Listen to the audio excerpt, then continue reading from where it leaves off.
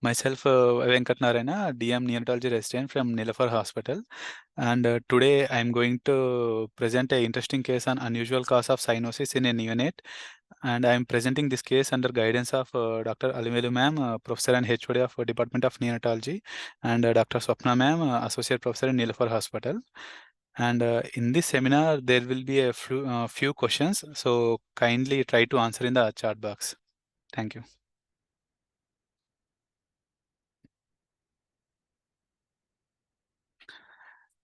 I'm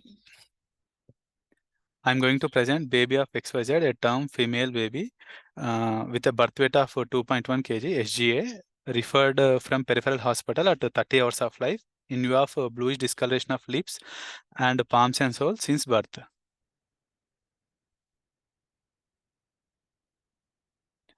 Conceived spontaneously by a 22-year-old G2P1 with one previous abortion mother with no antenatal complications and with a normal TIFA scan and a regular antenatal checkup.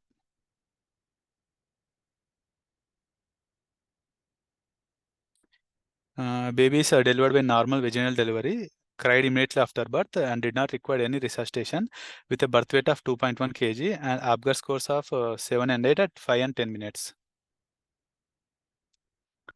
Baby is a product of third-degree consanguineous marriage with one spontaneous abortion at 3 months of amenorrhea. And referred to Niloufer Hospital at 30 hours of life in view of persistence of bluish discoloration of lips, palms and soles since birth. On general physical examination, baby was warm and perioral cyanosis was prominent, and with bluish discoloration over palms and sore is also present. And there was no distress, there was no pallor, plethora, no ictus. All peripheral pulses are palpable, and there was no dysmorphic features or no any gross congenital anomalies.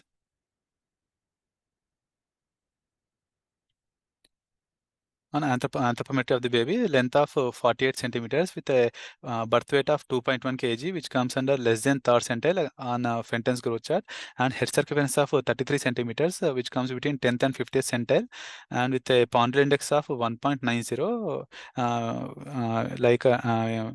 It's a asymmetrical IUGR. The cause of this IUGR may be because of poor maternal nutrition, which is documented in the medical records of the mother. At the time of admission, the baby temperature is 36.6 and heart rate is 144 beats per minute with peripheral pulses felt equally in all four limbs, normal in volume, and respiratory rate is 51 breaths per minute. There was no retractions, and capillary filling time is less than 3 seconds, and pulse oximetry shows saturation of 80%, 84% on room air in all four limbs, and 87% even on O2 by nasal prongs. And these are the blood pressures in all the four limbs, and there was no disparity in the blood pressure in upper and lower limbs.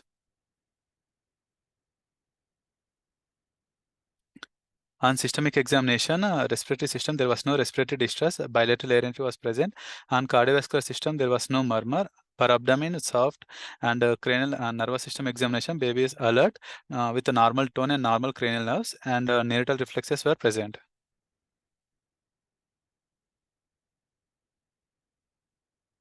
So summary of the case, a term SGA female baby with a birth weight of 2.1 kg born to a third-degree consanguineous couple with a central cyanosis with apparently normal respiratory and the cardiac examination. Dr. Venkat, now you can ask some differential diagnosis after Yes, your history. Yeah. Yes, ma'am. Any differential diagnosis with this history of central cyanosis with a normal, apparently normal respiratory and cardiac systems? You can type in. You can type in chat box. Chat box. Yes, CCHD.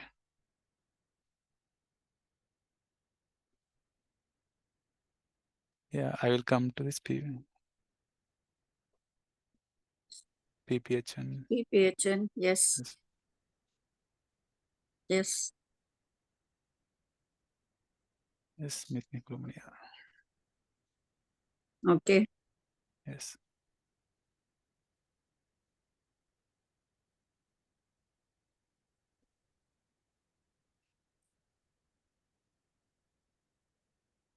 Any more diagnosis? Anyone else? We have come across 3 diagnoses: congenital heart disease, BPHN, and methemoglobin. Methemoglobin. Okay, TAPVC. TAPVC can.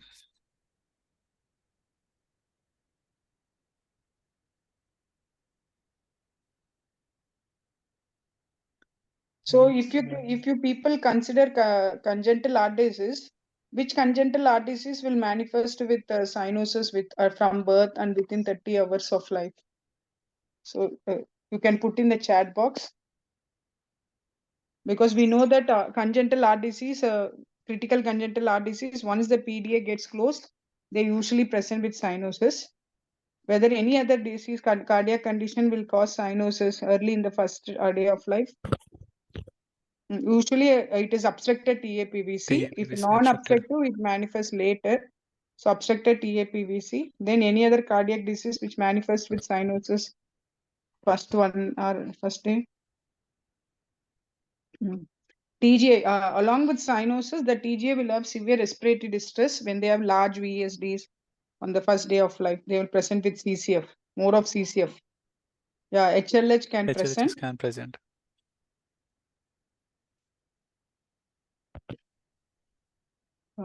So good, like many of them many answers have come.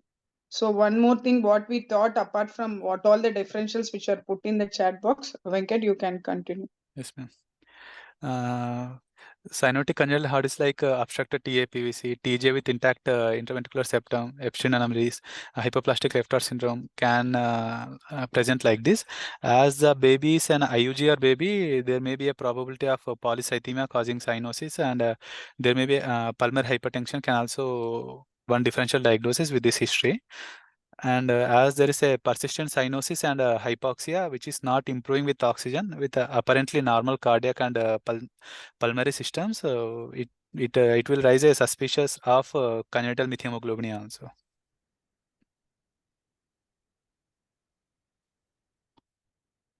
Course during hospital stay, baby was started on oxygen with the nasal prongs and continued on direct to breastfeed.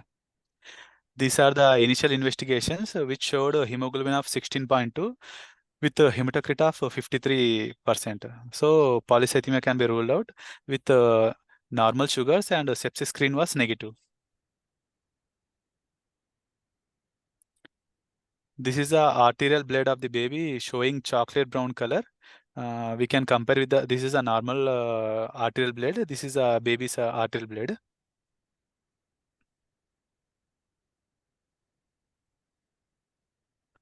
And initial arterial blood gas of the baby was showing these findings with the PaO2 of 172 mmHg and SaO2 of 97%. But baby is having persistent cyanosis and SpO2 of 86% only, even with O2 by nasal prongs. There is a huge saturation gap between the what we measure from the pulse oxy and in SaO2 measured from the ABG machine.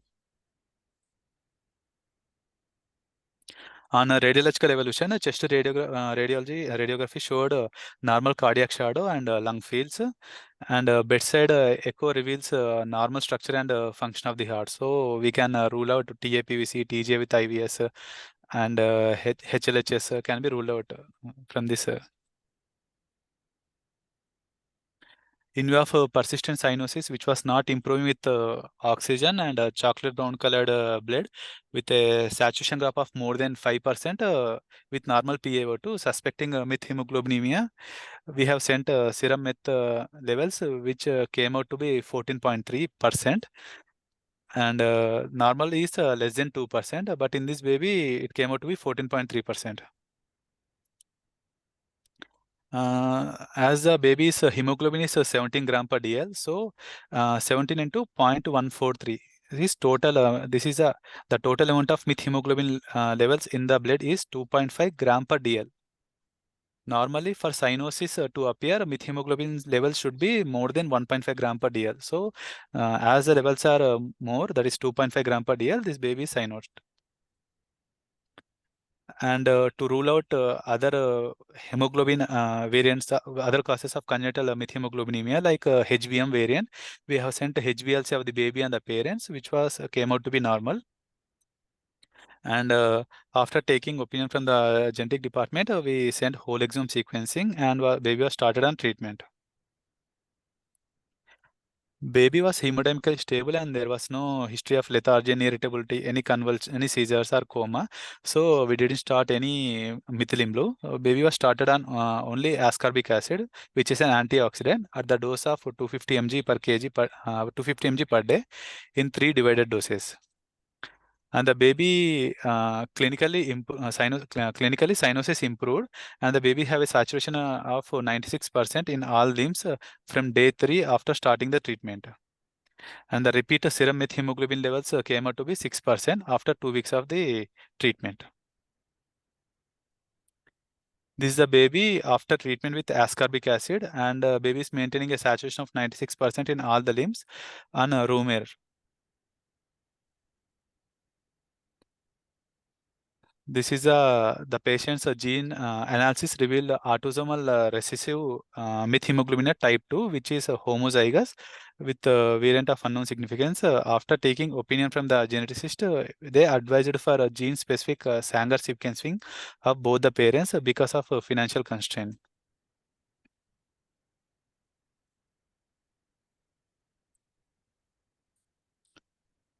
These are the parent Sanger sequencing, which reveal heterozygous for the same mutation.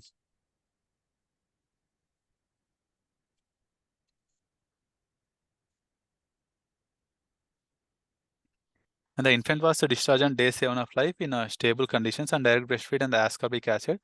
Currently, the baby is 1 month, 25-day old on direct breastfeed and tolerating feeds and gaining good weight with no other active issues. So the final diagnosis is congenital methemoglobinemia. The baby was discharged with advice. Actually, there is a list of foods and beverages which will increase the methemoglobin levels. These are the food and the beverages like frozen and the dry fruit like dried foods which contain nitrates or sodium nitrate as a preservative. Food like mushrooms, root vegetable like beetroot and carrot, green vegetables, and even well water, they contain nitrate. These nitrate, they will increase the conversion of hemoglobin to methemoglobin. So these foods are avoided in this baby in the future. So these are given in the discharge summary for the baby. And these are the list of medications that should be avoided in future in the baby, because this will increase hemoglobin levels if given to this baby. And these are the chemicals and the environmental substances which causes oxidation of this hemoglobin to methemoglobin. So avoided in these patients.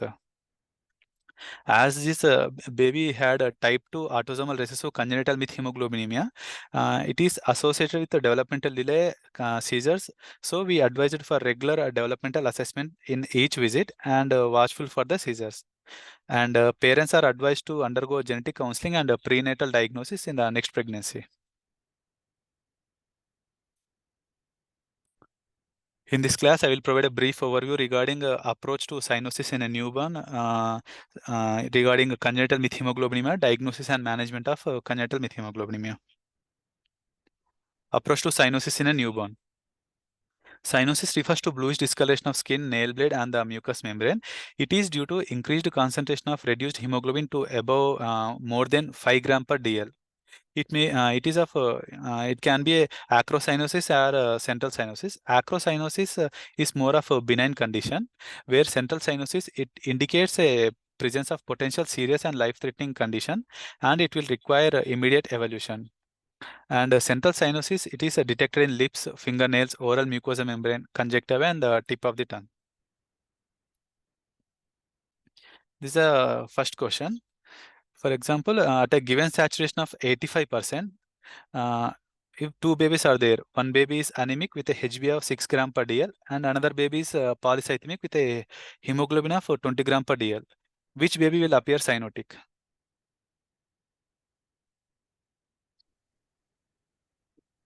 Anyone? We can ask them to put in the chat box. So whether an anemic baby appears cyanotic or polycythemic. Why it happens like that? What is the reason that polycythemic babies appear cyanotic, not an anemic baby?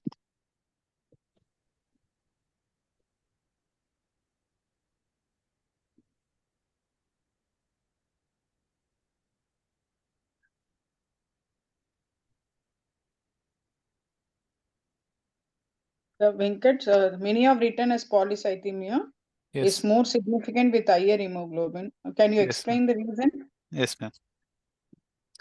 This figure will show how hemoglobin levels will affect the ability to diagnose cyanosis clinically. Normally, the reduced hemoglobin will be 2 gram per 100 ml in a normal person. For cyanosis to be clinically evident, the reduced hemoglobin should be more than 5 gram per 100. So, if we consider a normal hemoglobin of 15 grams,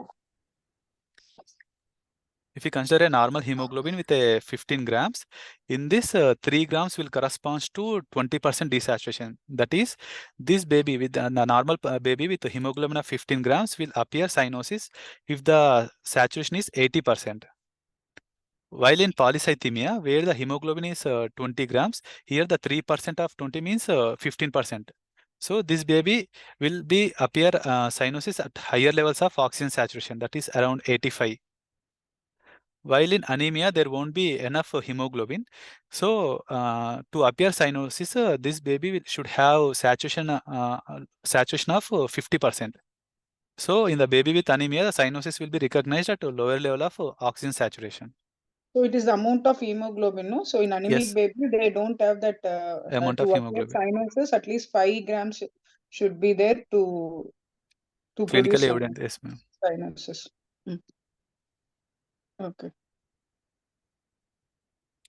And these are the common causes of central cyanosis. And the common causes of central cyanosis, they can be broadly divided into airway causes, pulmonary causes, cardiac, hemoglobinopathies, and the other.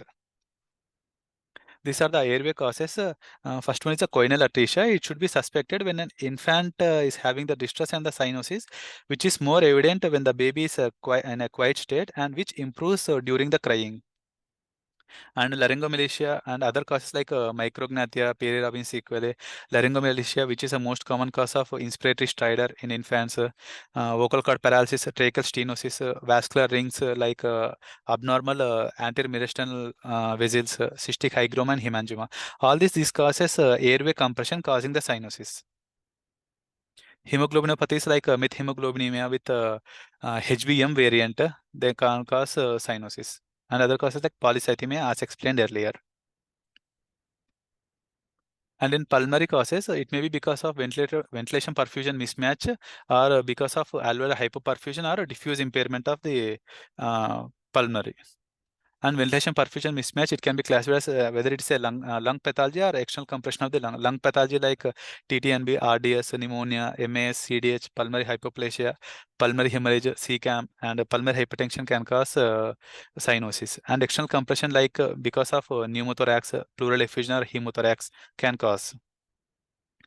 Alveolar hypoventilation, which are secondary to CNS depression like birth asphyxia, maternal sedation, IVH, seizures, meningitis, encephalitis can cause central cyanosis, and neuromuscular disease like phrenic nerve injury causing diaphragm palsy and neonatal myasthenia gravis can cause.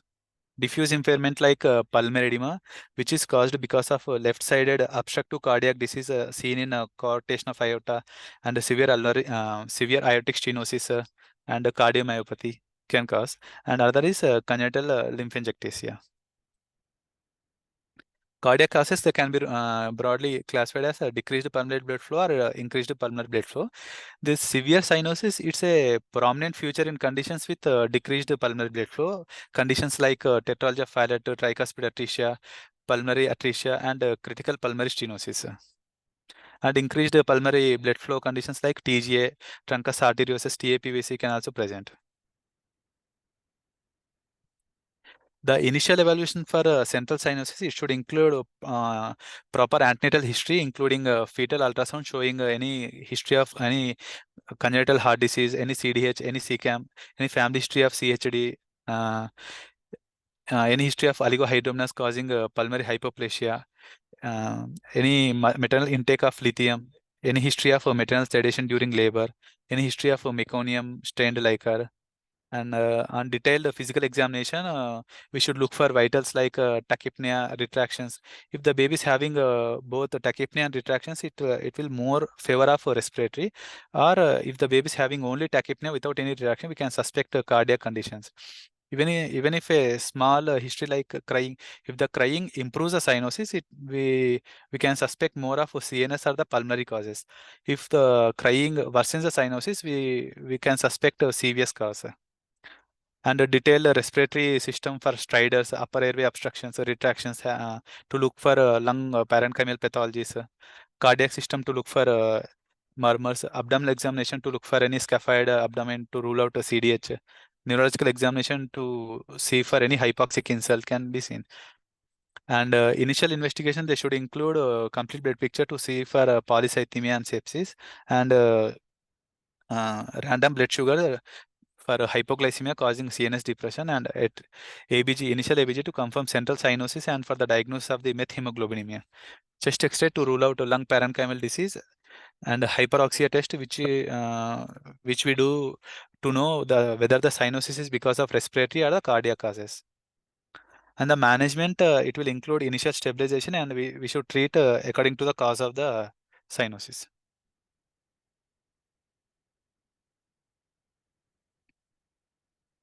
A brief regarding this hyperoxia test. This hyperoxia test, it helps to differentiate cyanosis caused by cardiac disease from the pulmonary disease.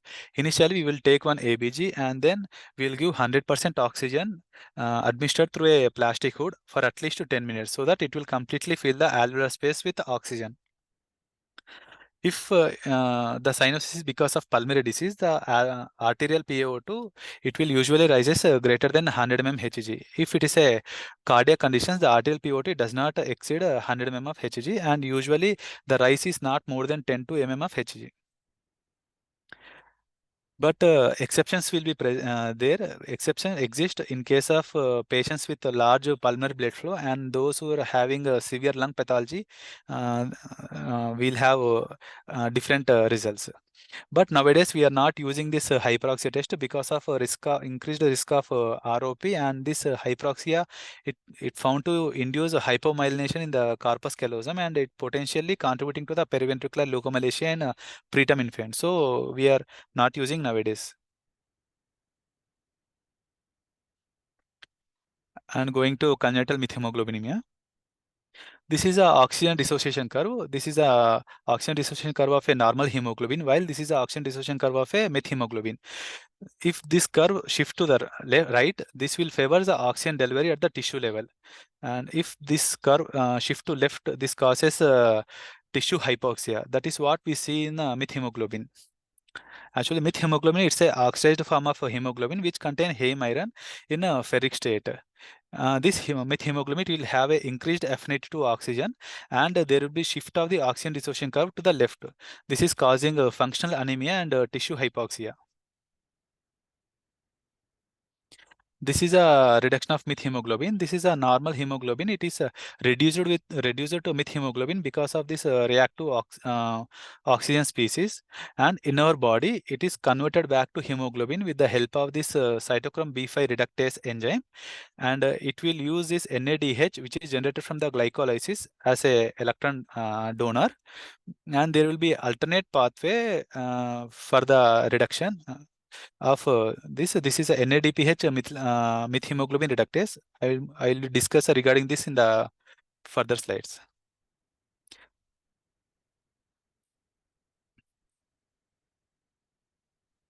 Coming to the mechanism of cyanosis in methemoglobinemia. In methemoglobinemia patient, the development of cyanosis, it correlates with the total amount of methemoglobin, not with the percentage.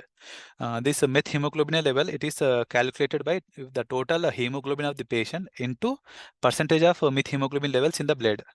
It will give the total methemoglobin in a gram per DL. If the total methemoglobinemia is more than 1.5 gram per dl, it will cause cyanosis. In our index case, the methemoglobinemia levels are 2.5 gram per dl.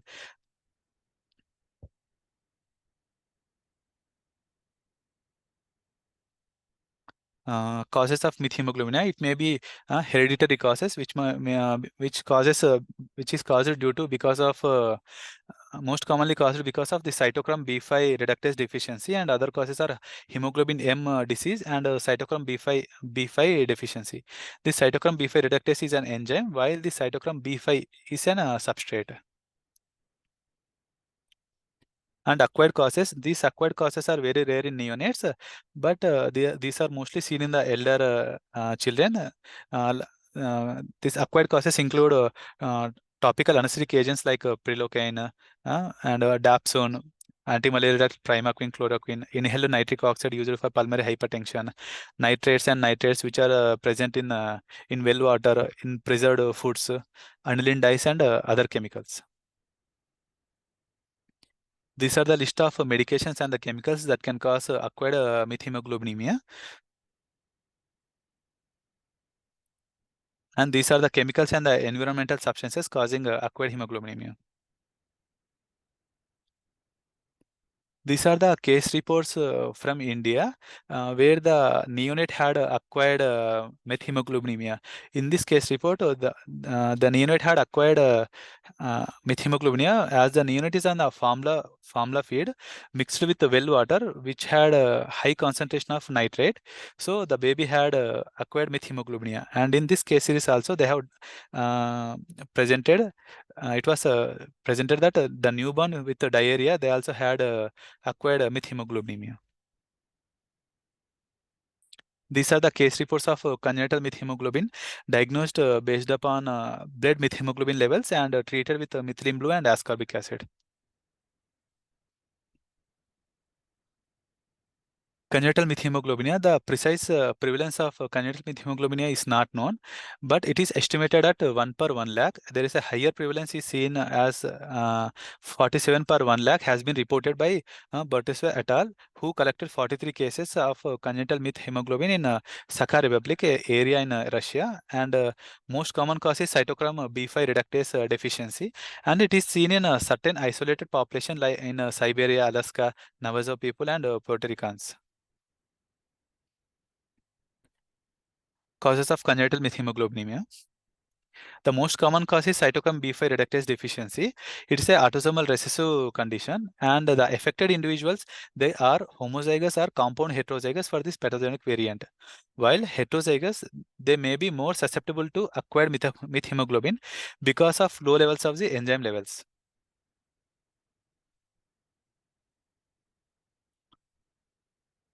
These are of two types, type 1 and the type 2. Type 1, it constitutes about 90% of disease variants, where type 2, it accounts for the 10% of disease variant. In type 1, the deficiency of this enzyme is restricted to only RBC. While in type 2, it is also deficient in other system also, especially in CNS system. The exact function of the cytochrome B5 reductase in CNS was not known, but it is proposed that it is involved in some redox alterations in cellular proteins in the central nervous system. So this type 1 life expectancy is normal with having a methemoglobin concentration of 10 to 35%.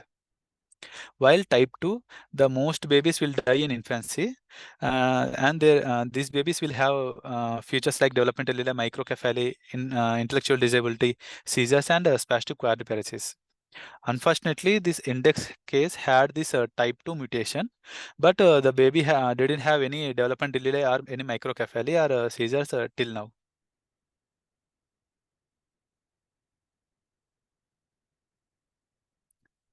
The HBM variant of congenital methemoglobinemia, it is a autosomal dominant inheritance.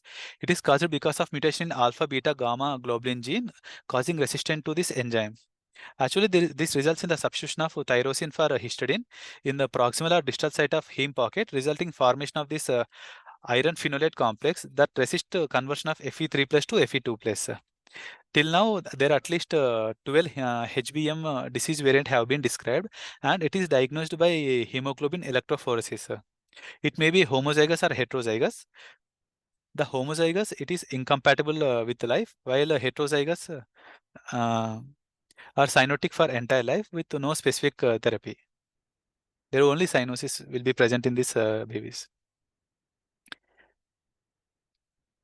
Cytochrome B5 deficiency. This is a rarest form of congenital methemoglobin. This is a substrate for this cytochrome B5 reductase enzyme, and it will serve as a electron donor. And it may be associated with ambiguous genitalia. The congenital methemoglobinia infant will present with cyanosis, and this cyanosis is generally observed when the absolute concentration of methemoglobin levels exceeds 1.5 gram per dl, which is equivalent to 8 to 12% of methemoglobin levels in normal hemoglobin concentration. Actually, there is no literature regarding the clinical symptoms at various methemoglobin levels in neonates, but these are the clinical symptoms of older children at different methemoglobin levels. At less than 10% of methemoglobin levels, the patient will be asymptomatic, while between 10 to 20% cyanosis will appear. Between 20 to 40, headache, fatigue, weakness, tachycardia, dizziness will occur. At 40 to 50, dyspnea, lethargy will occur. At 50 to 70%, it presents with arrhythmia, hypoxia, seizures, and coma. If it is more than 70%, it is lethal and it causes death.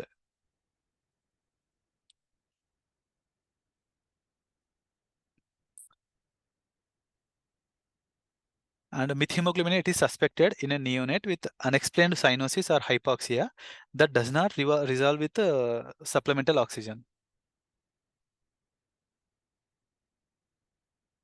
This is the second question. Can anyone say how can we detect methemoglobin levels in blood?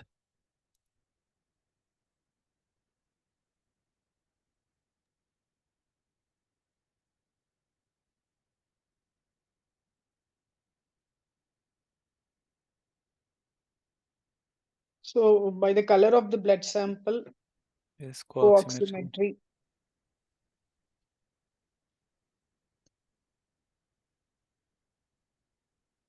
saturation and PaO2 blood difference. gas. So one of the question was also in the chat box, Venkat, whether what is the methemoglobin level in our ABG report? It was asked in that chat. So Actually, whether our no. AB, Actually, our ABG report, it doesn't give methemoglobin levels, ma'am. Not all ABG machines will give meth levels. Only high-end like Cobas, those machines will give, ma'am. our machine didn't give our the value. No, ma'am. Our machine didn't give any methemoglobin levels. Yeah, you can proceed. Detection of methemoglobin levels, it can be detected by this simple arterial blood gas. This analyzer, it is able to detect methemoglobin by its absorbance spectrum at 631 nanometers, and it is expressed as a percentage of methemoglobin. As I said earlier, not all ABG machines will detect this methemoglobin levels. And another is co-oximetry. Co-oximetry will detect this methemoglobin levels because of its multiple wavelength principle, and most co-oximetry, it will interpret all readings at the 630 nanometer range as methemoglobin. Thus, this may give falsely positive in the presence of other hemoglobins such as self-methemoglobin, other pigments like methylene blue, and certain drugs. This is clinically important because after giving methylene blue in case of methemoglobinemia, we cannot rely on this co-oximetry for this methemoglobin levels.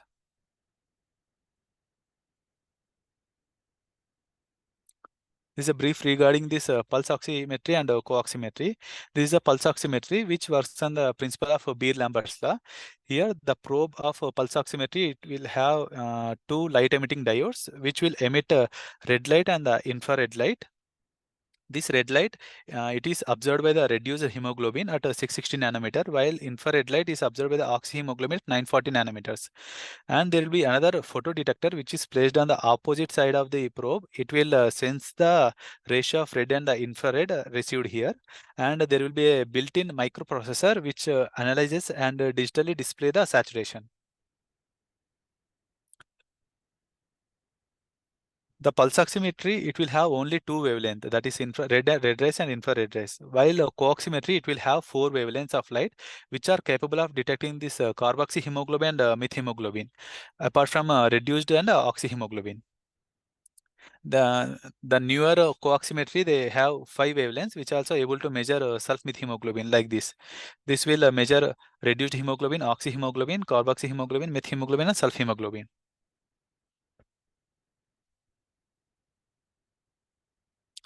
Prompt diagnosis of methemoglobin, it is established by measuring the blood methemoglobin levels.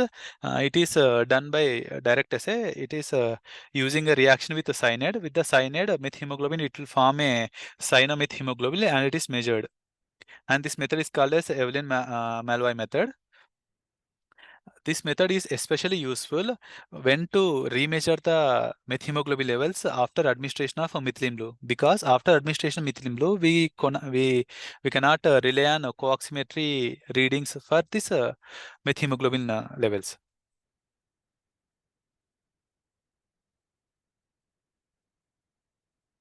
Another is for detection of HBM variants, we should do HPLC and genetic testing. It will be helpful for because it will facilitate the counseling and even for the treatment decision, because these reducing substance like methylene blue and ascorbic acid, they are effective in reducing cyanosis in case of this enzyme deficiency, while it is not useful in case of HBM disease.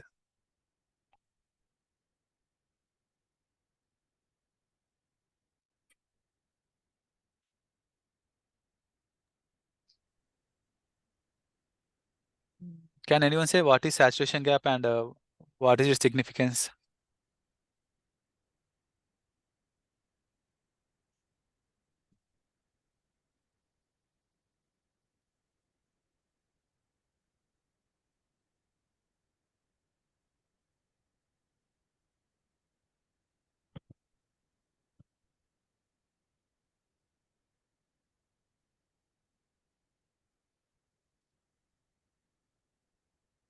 Venkat, nobody has answered.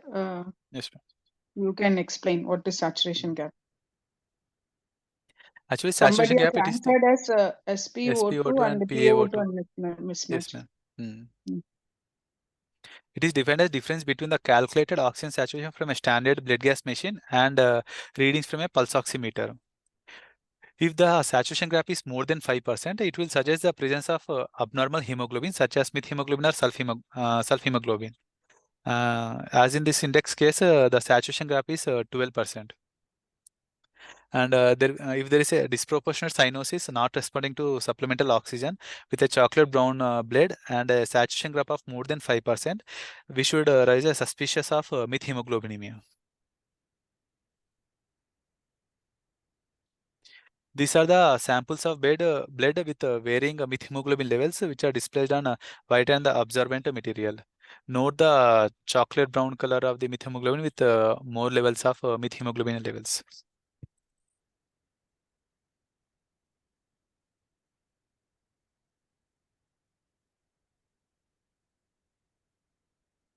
Coming to the management, there are no proper consensus regarding when to give methylene blue in neonates. But when the individual with presence with the symptoms of concern like lethargy, irritability, seizures, coma, or methemoglobin levels are if more than 30%, they are usually treated with with methylene blue. And the mechanism of methylene blue I will be discussing in the next slide. And it is given at a dose of 1 to 2 mg per kg diluted in normal saline as infusion over 5 to 10 minutes. And it can be given as oral dose also at a dose of 100 to 300 mg per day. But before giving methylene blue, we should rule out G6PD deficiency. Can anyone say how, why we should rule out this G6PD deficiency?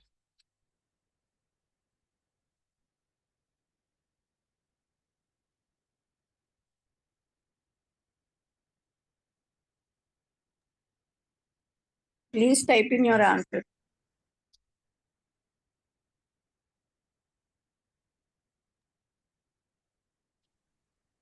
Hemolysis, yes.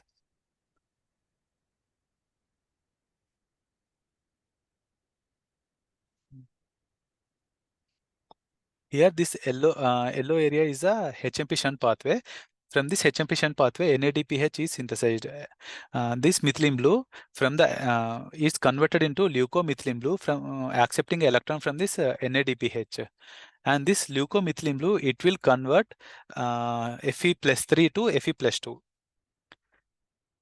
So if there is a G6PD deficiency, then there won't be generation of this NADPH.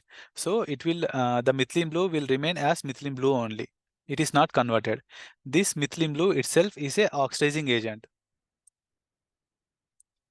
So this will causes hemolysis of the RBC. That's why methylene blue is contraindicated in G6PD individuals.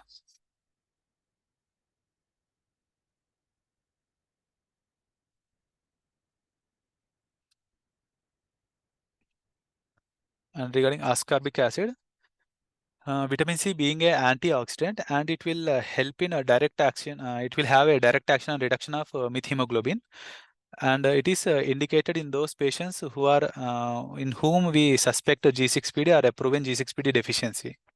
It is given at a dose of 200 to 500 mg per day in divided doses, and it will gradually reduce methemoglobin level to approximately 10%. In higher doses of ascorbic acid, it can cause oxide crystal deposition and kidney failure.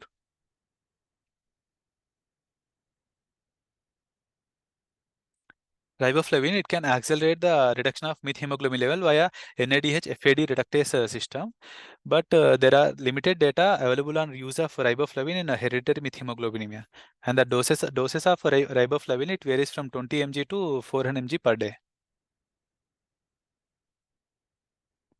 And other modalities like transfusion, extended transfusion is indicated in individuals who are with high levels of methemoglobin level and are refractory to the methylene blue treatment.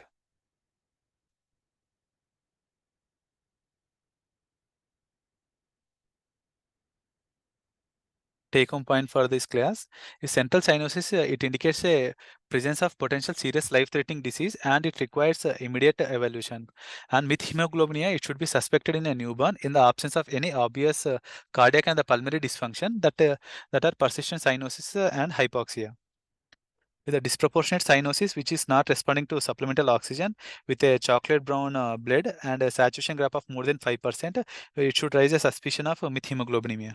And early recognition of this diagnosis is necessary to prevent unnecessary investigations and delay management.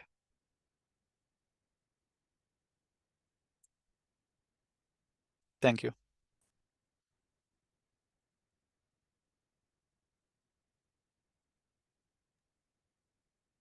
Very well presented, Venkat. So any questions? Thank or you.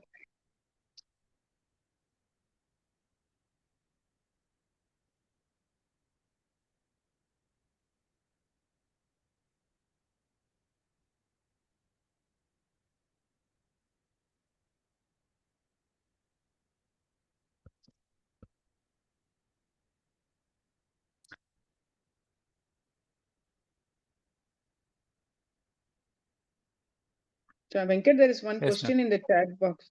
What is it? Turnover time to get methemoglobin levels in our place, ma'am.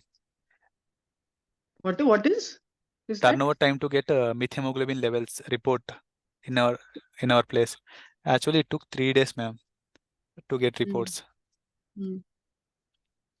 That too, in a specific container they will provide, ma'am. In that container only we have to send the sample. But if you have an ABG machine, something, or pulse oximetry, we can detect early.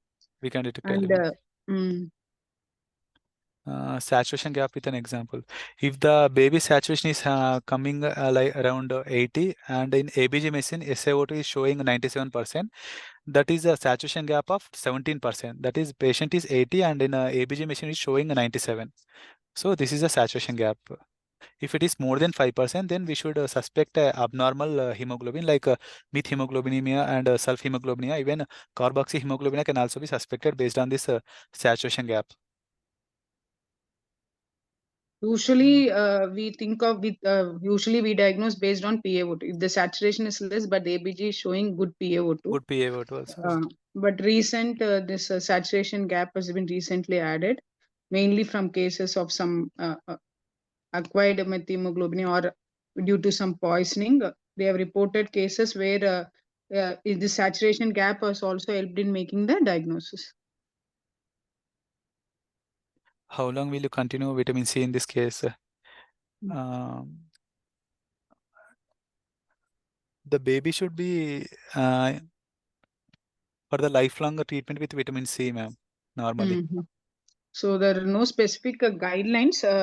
We should usually start at the lower dose and keep following the baby. But they should be educated, like whenever they get an acute illness like any fever, vomiting, or diarrhea, there is a risk these babies can go into crisis. Maybe those time we have to start methylene blue, unless otherwise low dose of vitamin C. But we have to look for the side effects of this vitamin C. Even vitamin C, even though it's a water soluble, it has its own side effects. So we have to monitor. So for this baby, we started at 100, but since the baby was not crossing 90, then we have to increase to 200. What about in type 1, Venkat? In type 1 disease, mostly those will be asymptomatic, ma'am. Only in acute crisis, these will present with methemoglobinemia like condition. So in those conditions, if the baby there is is no acute and the reason for the desaturation, if you contributed to methemoglobinemia, in those cases we have to give methylene blue if the baby is sick. Otherwise, type 1 is a very good prognosis. Very good prognosis.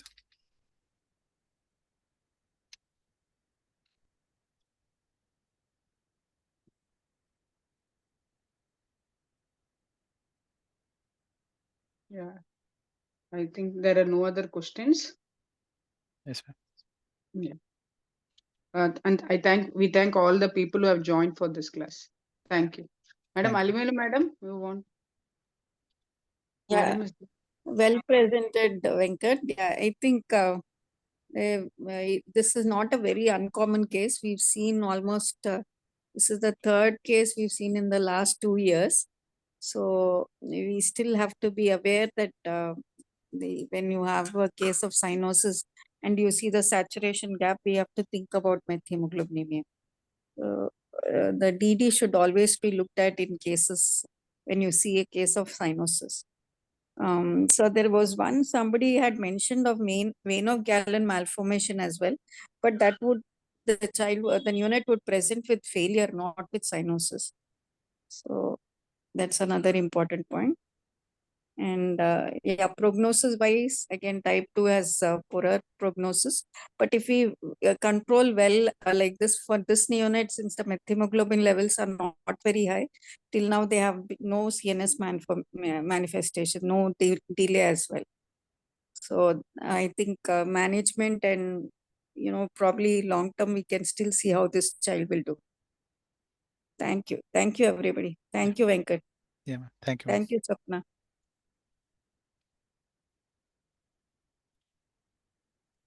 Thank you, madam. Thank you. There is one question. Somebody asked. you. Will you first confirm HBM before starting treatment? Yeah, that has. No, ma'am. We should not. Treatment for, is for starting treatment, we don't have to do HBM disease. Just to tell whether the baby will respond or not. But when the baby is in acute crisis, we have to start treatment, and then we have to send investigations. Yes, ma'am. Even G6PD also not necessary. No, when the baby is so sick acute, we have to give methylene blue because sometimes it can be life threatening also. Yes, ma'am. Yes. Yeah. Thank you, Venkat. Thank you. Thank you. Thank you.